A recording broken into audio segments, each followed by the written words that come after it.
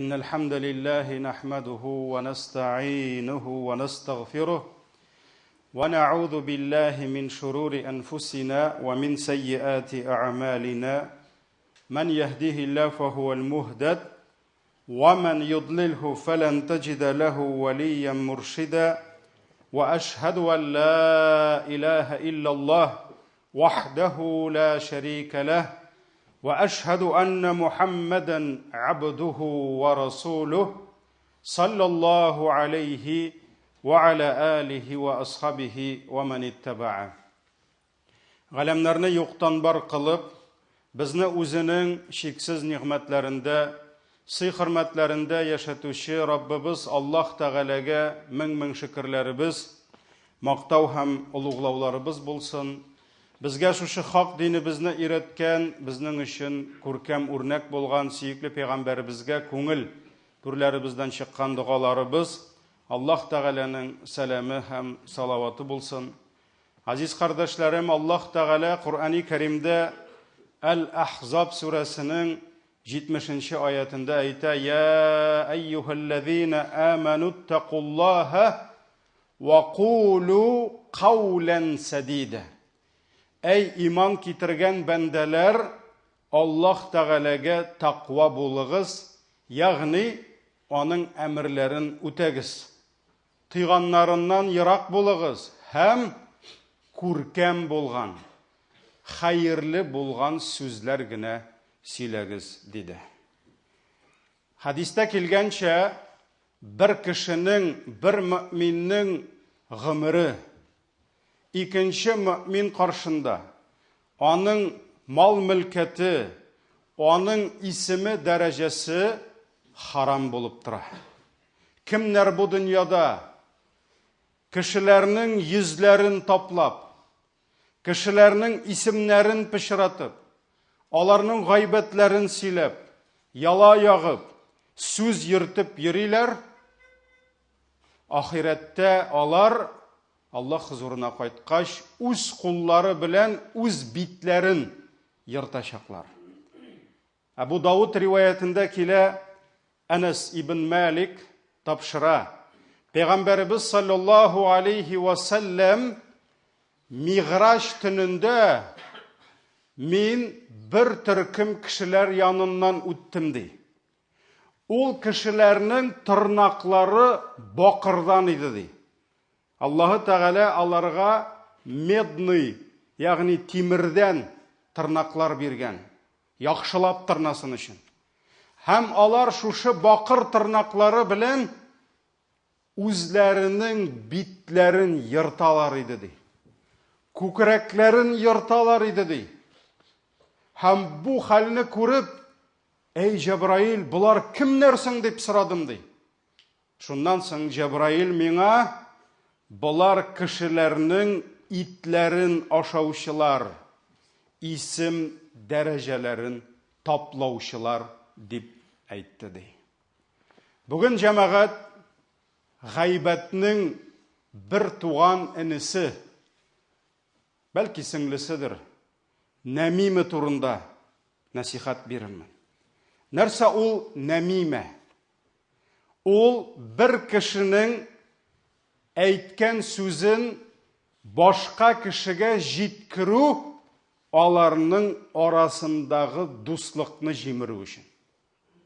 Аларның арасындагы татулыкны бетерү өчен кешегә икенче берәүдән сүз җиткерү, бу нәмиме дип атала, гайбәтнең бер төре булып тора. Аллаһы Тәгалә сүз йөртеп, кешеләр арасын бозучы явыз адәмнәрдән безгә ерак торырга боерды. Чөнки ул адәмнәрнең зыяны безгә бик күптер. Каләм сүрәсенең 10-11 аятларында Аллаһ Тәгалә: "Вала тути'а кулла халлафин махин хаммазим машшаим бинамим" диде. Ягъни, "Вала тути'а кулла халлафин махин", күпләп ан таратучы түбән кешеләргә буйсынма диде. Чөнки кайбер кеше үзенең әйтәсе сүзенә ышандыру өчен ант тарата. Антның нинди зур эш икәнен аңламый да. Валлахи ди. Валлахи мин хәерле сиңа сүз җиткерүче ди. Валлахи мин алдамыйм ди. Валлахи мин сиңа чын күңелдән килдем ди. Шулай иттереп, күпләп ант таратучы, ант исраф итүче түбән кешеләргә буйсынмады. Алар кемнәр ди? Хәммәз. Алар кешеләрне кимсетүчеләр ди. Мәшшәим бинамим ди. Һәм намима дигән әйберне җир буйлап күтәреп йөрүчеләр ди. Җир буйлап намима йөртүчеләр ди. Ягъни сүз йөртүчеләр кешеләрнең арасында дошманлык һәм низаклар, фитнәләр чыгару өчен. Һәм мондый кешеләр үзләренең сөйли торган сүзләрен ант белән ныгытсалар да, Аллаһ Тәгалә нәрсә диде? Ла тутига. Аларга итагать кылма. Аларга иярмә диде. Аларны тыңлама диде. Сүз йөртеп, кеше арасын бозучыларга ничек җавап бирергә? Без аларның әйткәннәрен кире кагырга тиеш. Аларны олуг гынах Аллаһның газабы белән кисәтергә тиеш. Имам Ан-Навави аның Зикрләр дигән китабы бар, шул китабында Гомар ибн Габдул-Газиз, олуг халифаның bir кыйссасын сөйли. Көннәрдән бер көнне Гомар ибн Габдул-Газиз янына бер кеше килә. Һәм икенче бер кеше турында кайбер сүзләрне җиткерә. Ягъни яхшы булмаган сүзләрне җиткерә. Гайбәт. Шуннан соң Гомар әйтә: "Әгәр дә син хәзер миңа ул кеше турында ялган сөйләгән булсаң ди, син шушы аят әһле буласың ди." Һәм аңа Хуҗурат сүрәсенең 6-нчы аятын укый. "Я айюхаллазина аману ин джаакум фасиқун бинабаин фатабайяну." Аллаһ Тәгалә әйтә: "Эй иман китергән бәндәләр, әгәр дә сезнең яныгызга бер ышанычсыз, бер бозык бәндә бер хәбәр ирештерсә, менә шулай булган икән, менә ул кардәш шулай булган икән, ул шулай булган икән дип, фатабайяну ди." Аллаһ Тәгалә әйтә: "Тикшерегез ди. Ашыкмагыз кабул итәргә ди. Тикшерегез ди. Шуңа күрә, әгәр дә син хәзер ул кеше турында алып килгән хәбәр ялган булса, син шушы аяттагы фасиq буласың ди. Әгәр дә син дөресен сөйләгән булсаң ди, син Калам сүрәсенең 11-нче, 12-нче аятларына туры киләсең ди. Хәммәзим мәшшәим бинамим, кешеләрне мыскыл итүче, кимсетүче һәм намимә йөртүче буласың ди. Ягъни яман сүз йөртеп, гайбәт йөртеп, кеше арасын бозучы буласың ди. Шуңа күрә Гомар әйтә: "Әгәр инде теләсәң ди, без сине гафу итәрбез ди." Кайсысын сайлыйсың ди? Теге аятка туры килгәнме, бу аяткамы, әллә гафу итикме ди? Шуннан соң әйтә: "Эй амирул муъминин ди, гафу ит инде мине ди. Кичер ди, мин бүтән бер кашанда бу нәрсәгә кайтмасмын" дип аңа вәгъдә бирә. Пәйгамбәрбез саллаллаһу алейхи ва саллям менә шушы сүз йөртеп, кеше арасын бозып йөрүчеләрне сихерчеләр белән бергә куйды. Һәм намима дигән әйберне сихер дип әйтте. Чөнки Аллаһ Тәгалә сихер дигәч нәрсә диде? "Ма юфарриqu байнал мар'i ва zawjihi" диде. Сихер белән яратышып, матур итеп яшәгән ир белән хатынны айыралар диде. Туган белән туганны айыралар. Арада дошманлык, ягъни сихер кешеләрне айыра. Шуның кебек Пәйгамбәр саллаллаһу алейһи ва саллям нәрсә диде? Намима, кеше арасында сүз йөртү, сихер кебек кешене айыра диде. Һәм Абдулла ибн Масгуд тапшырган хадистә, бу Сахих Муслимдә килә, Пәйгамбәрбез саллаллаһу алейхи ва саллям сорады: "Адһның нәрсә икәнен әйтимме?" диде. Галимнәрбез адһ дигән әйбер ул сихер диде. Шуннан соң Пәйгамбәрбез әйтте: "Ул намима ди, кеше арасында йөри торган сүзләр" диде. Шуңа күрә намима ул сихер диде. һәм нәммәм, ягъни шушы гайбәт таратып йөрүче кеше арасын бозып, ул сихерче белән бер дип әйтте. Хәтта җәмәгать нәммәм сүз таратучы кешенең зыяны сихерченекеннән дә күбрәк диеләр. Ни өчен? Чөнки Яхья әл-Ямами әйткән, сүз йөртүче дигән 1 сәгать эчендә сихерче 1 айда эшләгәнне кылып өлгерә ди. Сихерче 1 ай буе кемнәрнедер аерса, арада дошманлык чыгарса, менә шушы гайбәт таратучы ул аны 1 мизгелдә 1 сәгать эчендә шуны эшләп ташлый ди. Шуңа күрә җәмгыятькә кеше арасын бозу мәсьәләсенә килгәндә, гайбәтченең зыяны хәтта сихерченекеннән дә күбрәк була икән. Бу Абу Нугайм китабында килә.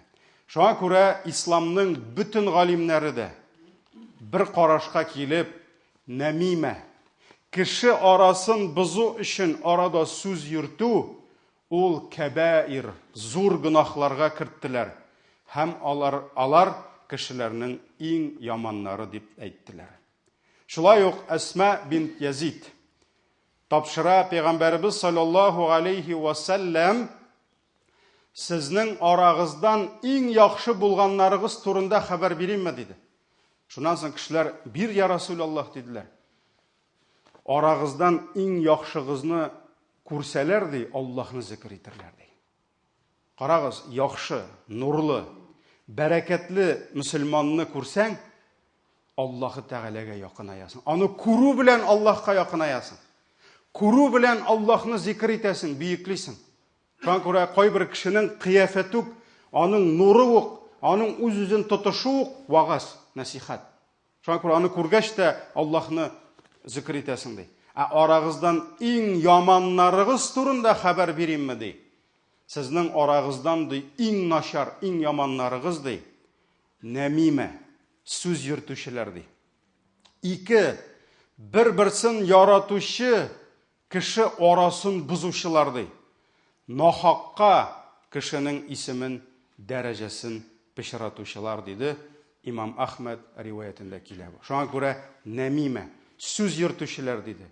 Ике матур итеп бергә дус тәнә булып яшәгән ике кардәш, ике күрше, ике туган, ике дус, ир белән хатын, менә шушылар арасына кирип, шуларның араларын бузучылар диде.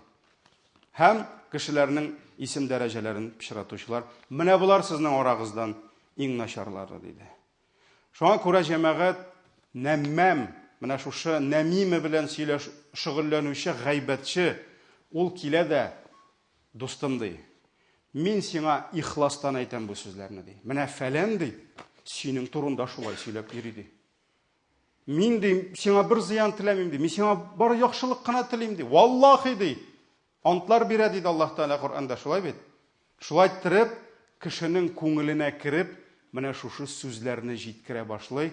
Һәм синең ул сүзләрне ишеткәннән соң кемгәдер карата ачуың барлыкка килә, дошманлык барлыкка килә. Бу күбебезгә таныш мисал, таныш хәлдер. Абдулла ибн Габбас тапшыра Пәйгамбәрбез саллаллаһу алейхи ва саллям бер көнне ике кабер яныннан үтеп бара. Һәм бу ике кабер әһле икесе дә газапта ди. Ләкин аларның газаплары ди шул кадәр зур эш өчен түгел. Ягъни ширк кылу түгел, кеше үтермәгәннәр, намаз калдырмаган, башка гыйбадат түгел. Әллә ни зур кебек түгел дә ди. Бер кабер әһле ди, сүз йөрткән ди, кеше арасын бузып биргән. Икенчесе бәвил, сидик тамчыларыннан сакланмаган ди. Ягъни йомышын үтәгән, истинҗа кылмаган, шалбарына, киеменә шәшрәткән, һәм менә бу ике гынах сәбәпле кабердә кешеләр газапка тартылалар. Бу Имам Бухари һәм Муслим җыентыкларында килә. Һәм җәмәгать аяткә кайтсак, Аллаһ Тәгалә мәшшәим бинамим диде. Кемнәр җир өстендә нәмиме белән йөриләр диде. Кашандыр нәмиме гайбәтне тарату өчен өйдән чыгып йөрергә туры килгән. Кайдыр барырга кирәк, барып сөйләргә кирәк аны, юл үтәргә кирәк. Ләкин заманалар үзгәрә, җәмәгать. Алым методикалар үзгәрә. Һәм бүген без шундый заманда, шундый җирлектә, шундый урында яшибез. Бүген гайбәт сөйлим дисәң, бүген кемнедер кимсетәм, кемнедер пычратам дисәң, бүген кемнеңдер арасын бозам дисәң, өйдән дә чыгарга кирәкми. Аш WhatsApp-ыңны да язып җибәр. Кеше арасын өеңнән чыкмыйча гына бозасың. Telegram аша күпме гайбәт таратучылар, ВКонтакте, Facebook, башкалар. Хәтта җәмәгать бар бүген шундый белгечләр, специалистлар, зур журналистлар, бар шундый блогерлар, миллионлаган, дистәләгән миллион, йөзләгән миллион подписчиклар белән, алар бүген шул үзләренең тамашачыларын кулланып, подписчикларын, бүген үйләреннән дә чыкмыйча меңләгән кешеләрнең исемнәрен таптылар. Күпме кешеләрне талаштырып, сугыштырып яталар. Хәтта җәмәгать кеше белән генә кеше түгел, бүген милләт белән милләтне айыралар. Бүген шушы интернет аша дәүләт белән дәүләтне сугышта. Бүген автомат белән сугышмыйлар. Заманасы башка. Хәтта Украинадан да әйтәләр, безнең автоматны атканыбыз да юк ди, безне ракетадан гына бәрәләр диләр. Шуңа күрә заманалар үзгәрә, сугышлар үзгәрә. Шуңа күрә бүген информационный война, нәмиме, гайбәт, бохтан, ялаягу. Бүген кем җиңә, кем күбрәк алды шул җиңә. Әйе, җәмәгать, шундый сугыш бара бүген. Шуңа күрә Украина хәлләре башлангач, теге якта башлады, бу якта башлады. Ләкин ялган, шу хәтлек ялган күп. Теге яклар өчен бөтен дөнья өчен Рәсәй халкы, Рәсәй илегенә түгел, Рәсәй халкы иң җүнсез, иң кабахәткә әйләнде. Монда бер җүнле кеше яшәми. Безнекеләрне тыңласаң, бөтен Европа анда голубойлар. Анда миллионлаган 5 намаз әһелләре бар. Миллионлаган мөселманнар бар. Менә шушылай бүген җомгага килгәннәрдер. Йылы сәҗдә кылалардыр. Алар бөтенесе голубой түгелдер бит инде. Америкада бер җүнле кеше. Менә шулай иттереп җәмәгать бүгенге гайбәт, бүгенге кеше арасын бозу кытышкыч хәлдә. Хәтта хәтерлисездер, Төркия белән төрекләр безнең самолетны бәргәч, беренче каналлардан күпме передача чыкты Төркияне пычратып. Менә төрекләр оказалось, шундый җүнсезләр икән, шундый кабахәтләр икән. Малахов эзләп тапты, безнең марҗаларны төрекләрдән аерылып кайткан. Алар беренче каналлардан сөйләделәр. Менә мин за турка вышла замуж, они все деспоты, они все хайваны. Ул мине кыйнады, ул мине фәлән итте. Безнең урыс мужиклары бер кемне кыйнамый. Безнең урыс мужиклары балаларын ташламый. Исерекләр, безнекеләр әйбәт. Алар җүнсез булды. Каядыр, кайсыдыр илдә Путин белән Эрдоган кул кысышып кайттылар да дуслашып. Все телевидение үзгәрде. Интернет, оказывается, төрекләр әйбәт икән, безнең алар дуслар икән, кояш чыкты. Менә шуңа күрә җәмәгать бүген юк нигез. Кая безнең кыйммәтләребез, кая безнең гаделлегебез? Шуңа күрә менә бу бохтан, нәмиме, гайбәт ул чыннан да бик күп кешеләрне, бик күп җирләрне, бик күп илләрне, милләтләрне юкка чыгара торган әйбер. Һәм минем башта сорау туа. Бик кызыклы сорау. Кеше арасын бозу өчен ялган түгел, хәтта хак сүз таратып йөрүче хәерлерәкме? Әллә аралары какшап киткән, дуслыклары бетеп дошманлашкан ике кешене, ике гаиләне, ике дусны, ике кардәшне дуслаштырам дип бераз ялган сөйләү хәерлерәк микән? Кайсысы микән? Вот это один из таких редких случаев, когда говорить правду зло, а говорить ложь это добро. Пәйгамбәрбез саллаллаху алейхи ва саллям нәрсә диде? Умму Гульсум тапшыра. Лейсал кәззаб аллази юслиху бейна наси фаякулу хайра ва юнми хайра. Ике низаклашкан, дошманлашкан ике кешене, ике мөселманны дуслаштыру өчен хәерле сүз бераз өстәп арттырып әйткән ди, ул ялганчы түгел ди. Ялганчы түгел ул ике дусны дуслаштыру өчен, ике кешене арасын төзәтү өчен, ир белән хатынның арасын төзәтү өчен бераз гына үзеннән өстәп арттырып, үзгәртеп әйткән ялганчы түгел ди. Ул хәерле сүз сөйли һәм хәерле сүз йөртә диде Пәйгамбәребез саллаллаху алейхи ва саллям. Һәм шуннан да кай вакыт күрәсең, ике кеше араларына дошман шайтан кергән. Һәм син киләсең дә бер кешегә, каралы, ул сагына инде ул сине. Менә минем белән сөйләшкән идем әле. Бары сине ярата инде ул дип әзрәк өстәп куясың, тегенең бызлары җибеп китә. Хәтта ул сине аның сагынганын бик күрмәсәң дә. Кай вакыт ир белән хатын арасы бузылганнан соң, ул барыбер ул хатының сине ярата инде, менә шу хәтлек ярата инде дип кай вакыт өстәп куйсаң, бер туганыңа аларның аралары җибеп китә. Шуңа күрә Пәйгамбәр саллаллаху алейһи ва саллям бу ялган түгел диде. Хәтта исламда ялган иң зур, иң кабахат эшләрнең берсе булып тора. Менә шуңа күрә намим сөйләүче, гайбәт сөйләп, дөресен сөйләүче араны боза. Ул кабахат, ул явыз. Кай вакыт араны төзәтү өчен бераз гына үзеннән өстәгән, бераз гына арттырып сөйләгән кеше ул хәерле кеше булып тора. Шуңа күрә кешеләр арасы төзек булырга тиеш. Кеше арасын бозырга ярамый. Менә фәлән синең турында фәлән дип әйткән, әйткән ул аны, ләкин ник син аны әйтәсең? Әйтмә, син нәммән буласың.